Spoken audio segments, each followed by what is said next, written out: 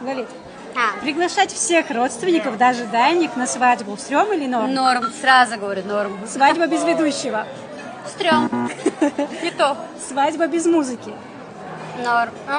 Стрём или почти норм? Ну, как-то так. Бронировать дату в последний день? Стрём. Выбирать стильные, но неудобные наряды? Норм. Включать песни, которые не нравятся большинству гостей, но обожают заказчики? Стрём. Фотографироваться с приглашенными артистами? Норм. Договариваться с тамадой, чтобы тебя чаще всех остальных приглашали танцевать? Стрём, нет, я не танцую. Специально, да, выбирала такие вопросы. Устраивать дрифт при прибытии кортежа к ресторану? Стрём. Да. Отдавать деньги в руки девушки-лезгинки? Стрём. Тоже не то. Подсказывать ведущему, как общаться с гостями? Чтобы гость учил, да, ведущий? Да. Стрём, нет.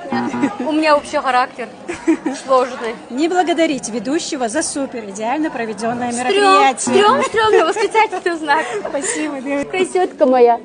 Нормально ответить без хотя бы.